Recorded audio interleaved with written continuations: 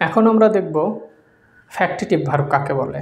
Factitive verb হচ্ছে সেই verb যে ভার্বের একটা অবজেক্ট আছে, তারপরও অতিরিক্ত অবজেক্ট ছাড়া সে অর্থ প্রকাশ করতে পারে না, সেই ভার্বগুলোকেই বলা হয় ফ্যাক্টিটিভ ভার্ব।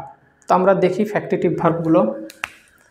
এই যে ফ্যাক্টিটিভ ভার্ব, যেরকম অ্যাপয়েন্ট, তারপর হচ্ছে নেম, তারপরে call, elect, select, nominate, think, consider, এরকম অনেক আছে, চুজ।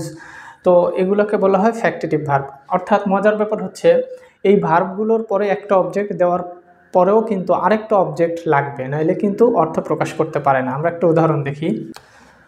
যেরকম আমি একটা বাক্য লিখলাম যে উই সিলেক্টেড হিম।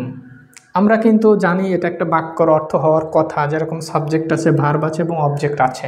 যেরকম উই সিলেক্টেড হিম, কিন্তু আমরা তাকে সিলেক্ট করেছিলাম বা নির্বাচিত করেছিলাম।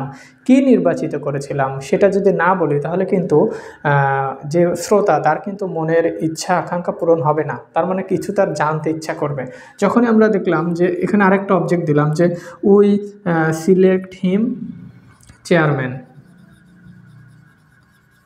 এখন এই চেয়ারম্যান দেওয়ার সঙ্গে সঙ্গে কিন্তু এই বাক্যের অর্থ হলো, যেরকম উই সিলেক্টেড হিম চেয়ারম্যান, মানে আমরা তাকে চেয়ারম্যান নির্বাচিত করেছিলাম। তার মানে কি বোঝা গেল, যে ভার্বের একটা অবজেক্ট থাকা সত্ত্বেও অতিরিক্ত আরেকটা অবজেক্ট ছাড়া অর্থ প্রকাশ করতে পারে না, সেই ভার্বটাকেই বলা হয় ফ্যাক্টিটিভ ভার্ব।